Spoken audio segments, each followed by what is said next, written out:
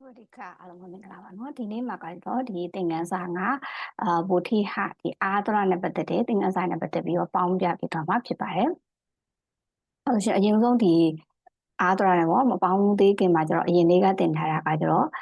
ထိုင်းပြီး44လုံးရှိမယ်ထိုင်းပြီး44လုံးပြီးလို့ရှိရင်ကျတော့တရ32လုံးเนาะပြီးလို့ရှိရင်ကျတော့ဝဏ္ဏယုတ်တွေကကျတော့8လုံးပေါ့เนาะပြီးလို့ရှိရင်နောက်တစ်ခါကျတော့သူ့ရဲ့ပုံသင်ကြီးပေါ့နော်ပုံသင်ကြီးတွေလည်းတွားပြီးတော့သင်ခဲ့သေးရပေါ့နော်ဒီပြီးကိုလက်မြင့်နဲ့ခွဲပြီးတော့ပုံသင်ကြီးတွေတွားပြီးတော့သင်ခဲ့သေးတယ်အဲ့လိုရှင်ကျတော့ဒီစလုံးလေးတွေကို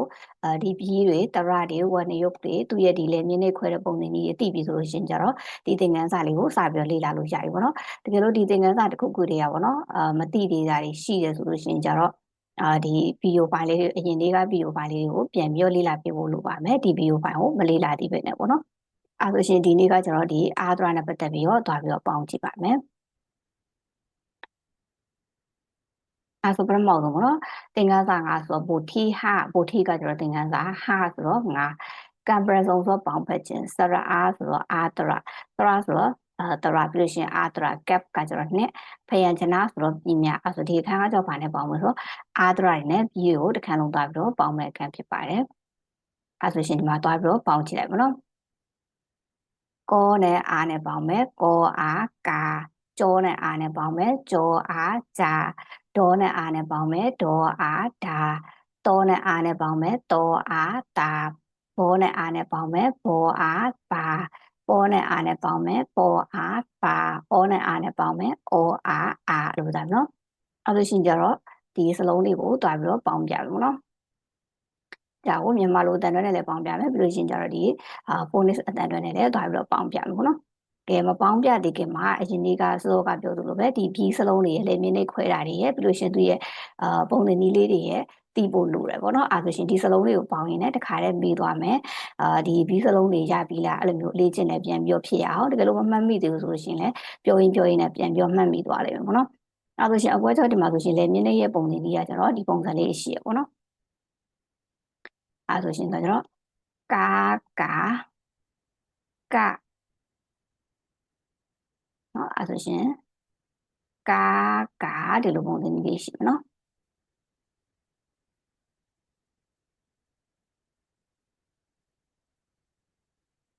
ပြီးရင်နောက်တစ်ခါကျတော့အမြင့်တန်နဲ့ဆိုရှင်တော့သူ့ရဲ့တန်တကကျတော့ခါအဲဆိုမိုက်ထုံနဲ့ဆိုရှင်ကျတော့ခဒီလိုတန်နဲ့ထွက်မယ်နော်အဲဆိုခါတို့ဆိုနော်ပြီးရင်အနိမ့်တန်နဲ့ပေါင်းလိုက်မယ်အနိမ့်တန်နဲ့ဆိုလို့ရှင်တော့သူ့ရဲ့တန်တကကျတော့ခ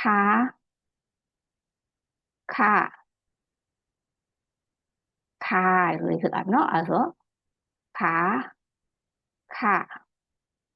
ခါဒီလိုပေါ့နော်လောလောဆယ်ကကျတော့ဒီအနောက်က1 nuke တွေထည့်ပြီးတော့မပေါင်းသေးပဲနဲ့ဒီစလုံးလေးတွေနဲ့ပဲအရင်ဆုံးဒီပုံလေးနည်းအရှိက3ခုကိုပဲတုံးပြီးတော့ပဲပေါင်းသွားမှာပေါ့နော်အဓိကတော့ပြီးတွေဒီစလုံးပေါင်းတွေရဖို့အတွက်ရပြင်သူရဲ့လေမြင့်နေစလုံးတွေရသိဖို့တော့ပေါ့နော်အဲဆိုရှင်ကျတော့ဒီမှာပထမအောင်ဒီစလုံးလေးသွားပြီးပေါင်းကြည့်လိုက်မယ်သူ့ရဲ့ဒီစလုံးနာမည်ကကောကိုင်နော်ကောကိုင်ရဲ့အုပ်စုဒီဘယ်အုပ်စုမှာပါတယ်ဆိုရင်အလေတန်အုပ်စုတွေမှာပါတယ်အဲကြောင့်မို့သူကကောအားဆိုရှင်သူ့တန်တဲ့ဒီကာဒီလိုတန်တော့ထွက်မယ်နော်ကောအားဆိုရှင်နော်ကာပြီးလို့ရှိရင်သူကအလေတန်ပြတဲ့ကြောင့်မို့ဒီပုံစံนี้တိုင်းပဲပထမဆုံးစလုံးဒီအတန်ရှိစရာမလိုတဲ့အတွက်ကာဒီလိုတန်တော့ထွက်မယ်နော်ကာရဲ့အဓိပ္ပာယ်ဒီကြည်ကန်နော်ပြီးရင်အာစနာကိုဒီဘက်ကဒါလေးသူရဲ့အဓိပ္ပာယ်ကကျတော့ဒါက for လို့ပြောတာနော် for ရဲ့အုပ်စုဒီဘယ်အုပ်စုတော့ပါလဲအမြင့်တန်အုပ်စုတော့ပါတယ်နော်အဲဆိုတော့အမြင့်တန်အုပ်စုတော့ပါတဲ့အတွက်ကြောင့်မလို့သူရဲ့အတန်တွက်ကဒီခေါ်ခိုင်ဒီဒုတိယမြောက်ပုံသင်နည်းအမြင့်တန်ပုံသင်နည်းနဲ့တုံးရမယ်တဲ့ကြောင့်သူရဲ့အတန်တွက်ဒီခါလို့ဖြစ်တဲ့အတွက်ကြောင့်မသူရဲ့အတန်တွက်ဒီဖွာဒီလိုတန်တွက်သွားမယ်နော်အဲဆို for r 5ရဲ့ဒီပဲဒီအဖုံလို့ပြောတာပဲနော်ပြီးရင်အာစနာတကူဒီဘက်ကဒီစလုံးရဲ့နာမည်လေးကိုပြောကြည့်မယ်နော်အဲဆိုသူကကျတော့နော်လို့ဖြစ်တဲ့ကြောင့်မသူရဲ့အတန်တွက်ဒီအနိမ့်တန်စလုံးထဲမှာပါတယ်အနိမ့်တန်ဆိုဒီအောက်ကပုံသင်နည်းကိုတွားပြီးတော့ရမယ်ခေါ်အားခါဆိုတော့အတန်ရှည်ဆွဲစရာမလိုပုံမှန်တမ်းပဲဆိုတော့နော်အားနာလို့ပြောတာနော်နော်အားနာရဲ့ဒီပဲဒီလေဆိုတဲ့ဒီပဲရပါဘောနော်ဒီလေတော့ဆိုတဲ့ဒီပဲရတယ်ပြီးလို့ရှိရင်အာစနာကိုဒီဘက်ကိုသွားမယ်ဒီဘက်ကခေါ်ခွိုင်းရဲ့ဒီပေါ့နော်အဲဆိုခေါ်ခွိုင်းဒီအနိဒံစလုံးထဲမှာပါတယ်အဲကြောင့်သူရဲ့ဒီနောက်ပိတ်ဆုံးပုံနေမျိုးသုံးရမယ်ခေါ်အားခါနော်ခေါ်အားခါရဲ့ဒီပဲဒီတော့ကျတော့ခေါင်မို့လို့ဆိုတာနော်ပြီးရင်အာစနာကိုဒီဘက်ကလေ တော့ကြတယ်မှာဆိုရှင်တော့ရောရက်ဆိုလို့ရှိရင်တော့အနိဒတ်စလုံးထဲမှာပါတယ်အဲဆိုရောအားဆိုရှင်သွေးတန်တဲ့ကတော့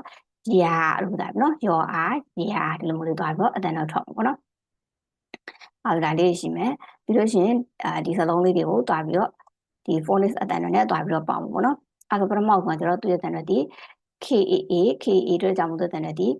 ကာအဲ့လိုတန်တွေထွက်မယ်နော် KA ဆိုတော့ကာပြီးနောက်တစ်ခါကျတော့ဒီမှာဆိုရှင်တော့သူ့ရဲ့တန်တွေဒီ FAA ဆိုရှင်သူ့တန်တွေက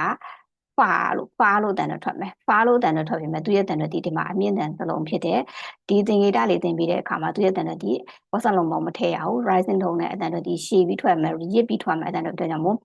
ဖာဒီလိုဖြစ်သွားပြီနော်ဖာရဲ့အဓိပ္ပာယ်ဒီအဖုံပြီးရင်နောက်တစ်ခုဒီဘက်ကဒါလေးသူ့အဓိပ္ပာယ်ဒီ NA ဆိုရှင်သူ့အဓိပ္ပာယ်ဒီနာအတန်ရှည်ဆွဲစရာမလိုเนาะအဲ့လိုဖြစ်သွားမယ်အဲ့လိုရှင်တော့ KAA ဆိုရှင်တော့သူ့ရဲ့တန်တက်ကကျတော့ခါဒီလိုတန်တော့ထွက်ပြီเนาะပြီးတော့ KA ခါဆိုရှင်တော့သူ့ရဲ့တန်တက်ကခါ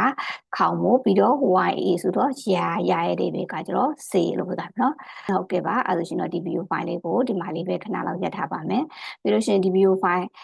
တော့ဝကြအကြောင်းအရာတွေအမေးဖြေကဏ္ဍတွေစောင့်မဖတ်ခြင်းပုံမြင်စာရိုက်ဖတ်ခြင်းအကြောင်းအရာတွေကိုလည်းပဲ Facebook page YouTube channel TikTok account တွေမှာတင်ပေးသွားမှာဖြစ်တဲ့အတွက်ကြောင့်မလို့ Facebook page YouTube channel TikTok account တွေကို like and follow လုပ်ပြီးဖို့အတွက်ဖိတ်ခေါ်ပါတယ်ပြီးရင် Facebook page YouTube channel TikTok account တွေရဲ့ link တွေကိုလည်း comment မှာချပေးထားမှာဖြစ်ပါတယ်ဒီpage နဲ့ link ချိတ်ထားတဲ့ link တွေကနေစင်လည်းပဲဝင်အောင်လေ့လာနိုင်ပါတယ်အဲဒါရှင်တော့ဒီ video file လေးကိုဒီမှာလေးပဲခဏလောက်ရပ်ထားပါမယ်ဒီ video file လေးကိုအဆုံးထိကြည့်ရှုပေးတဲ့အတွက်အားလုံးကိုကျေးဇူးတင်ပါတယ်နောက်တဲ့ video file လေးမှာပြန်တွေ့ပါမယ်ဟုတ်ကဲ့ပါ